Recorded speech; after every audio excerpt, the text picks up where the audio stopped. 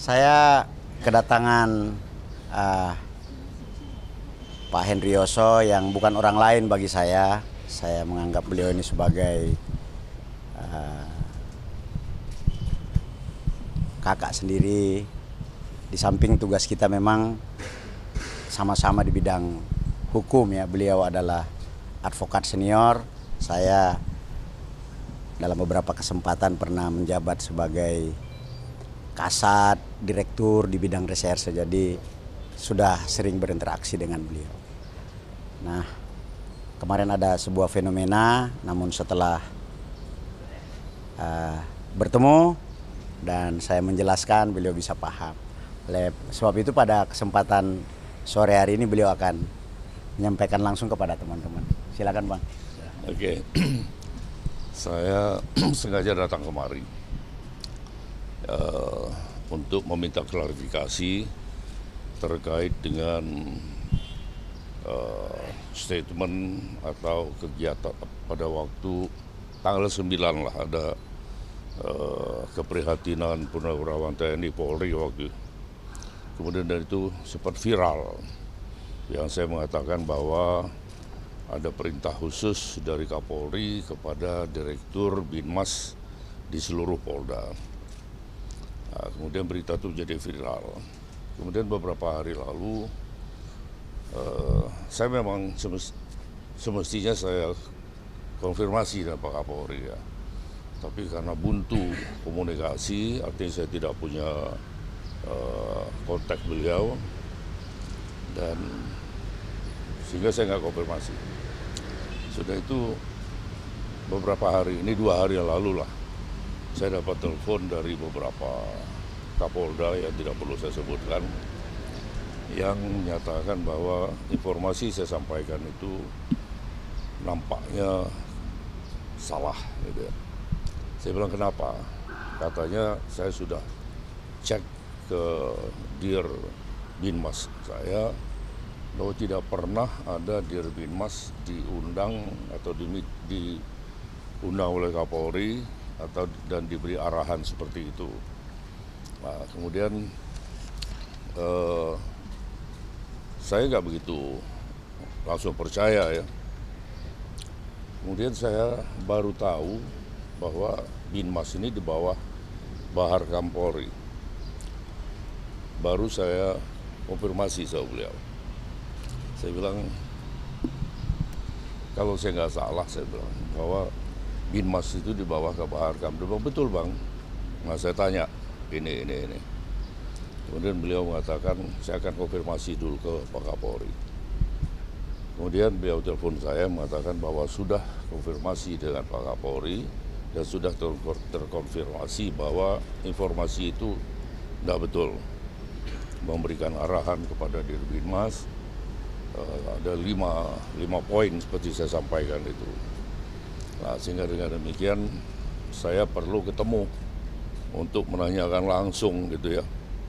Nah, kemudian tadi dijelaskan bahwa apa yang beliau sampaikan lewat telepon itu memang benar adanya gitu ya. Benar adanya dalam arti tidak pernah ada arahan dari Kapolri. Itu aja, sebetulnya simpel aja. Kalau saya punya komunikasi dengan Pak Kapolri, mungkin saya bisa telepon seketika saya mendapatkan itu gitu.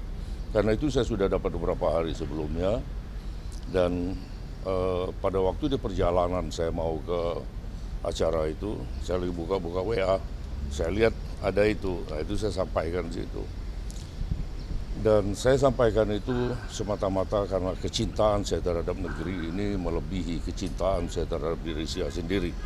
Begitu juga kecintaan saya terhadap institusi Polri ya.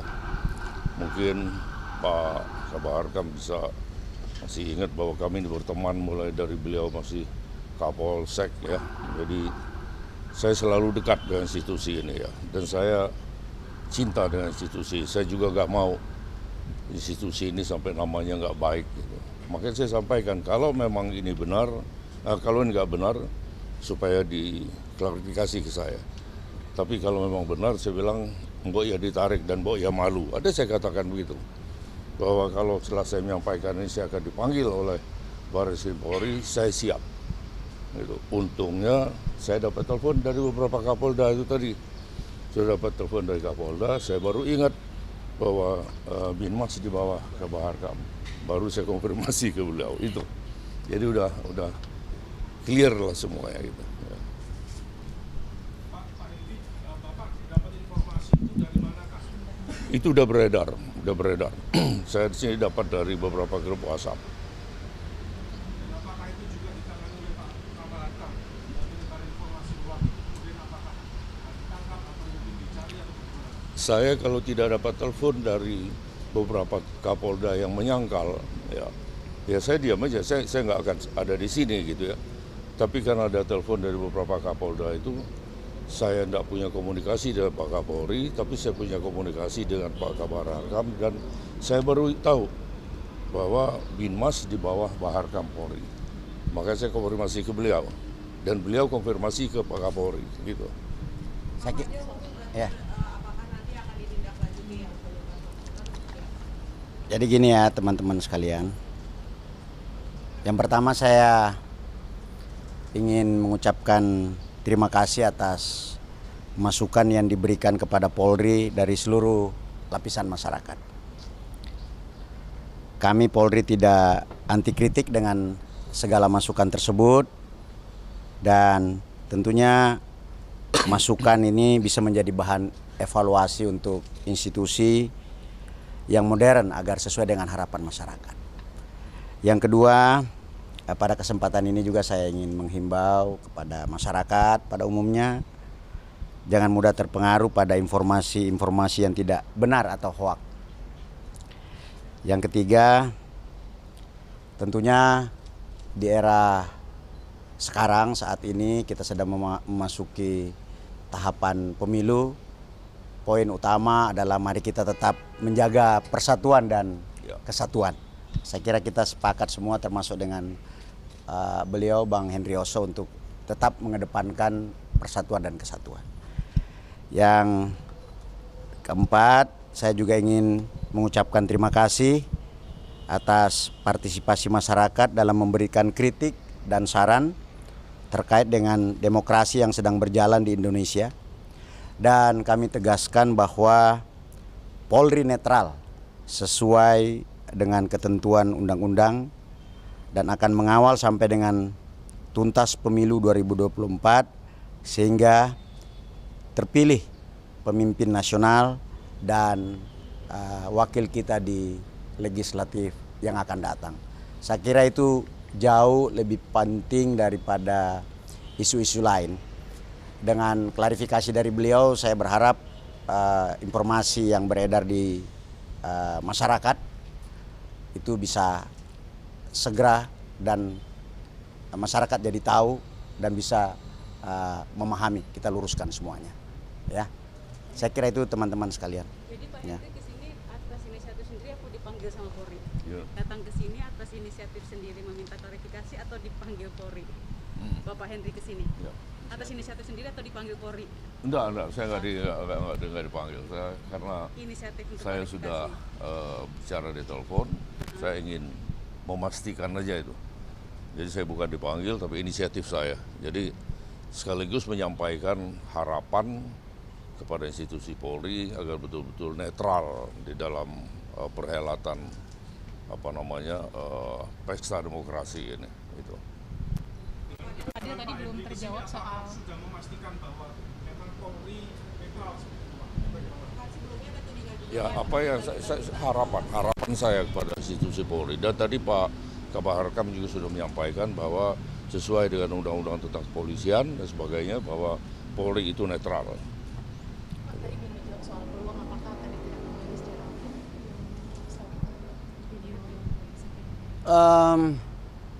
Saya pikir persoalan sudah selesai ya. Persoalan sudah selesai.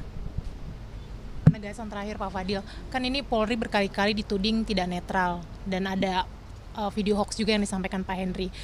Nah ini apa jaminan Polri secara implisit bahwa polisi netral sampai pemilu berakhir nanti Pak?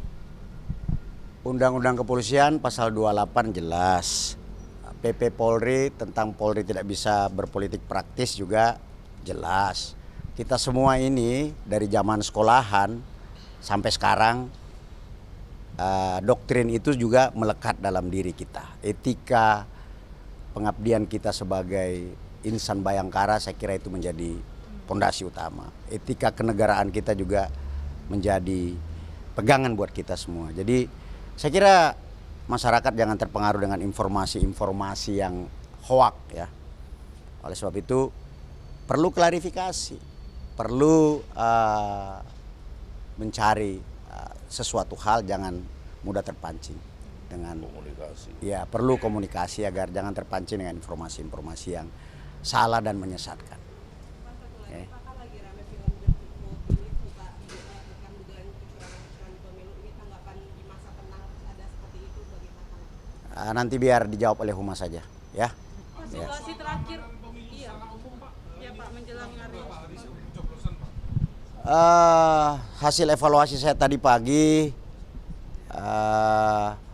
pertama penyelenggaraan pemungutan suara di luar negeri dulu ya, yang sudah berjalan, tinggal dua negara yaitu di Hong Kong dan di Taipei yang akan dilaksanakan 13 dan 14. Alhamdulillah PPLN, TPSLN semua berjalan dengan lancar dan aman, tertib.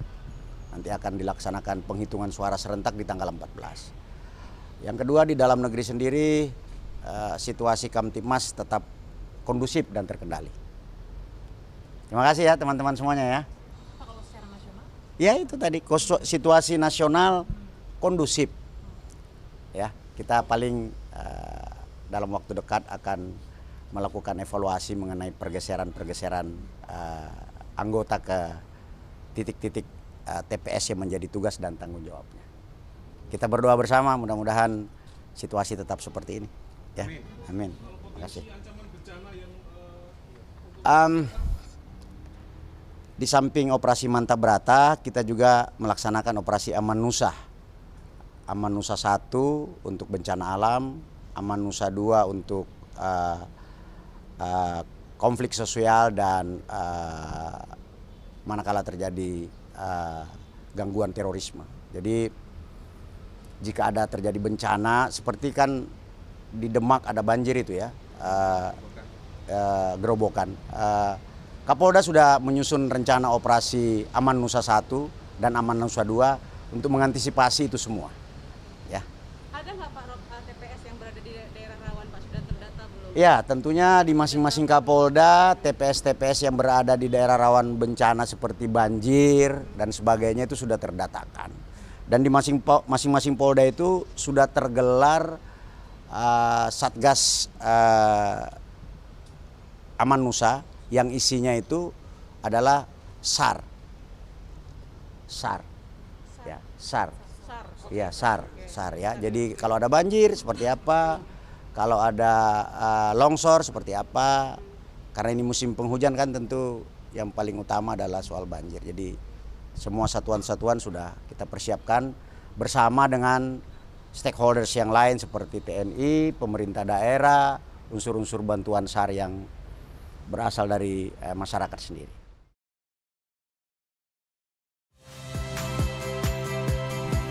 Saya Yasir Neneama. Saksikan program-program Kompas TV melalui siaran digital, pay TV dan media streaming lainnya. Kompas TV, independen, terpercaya.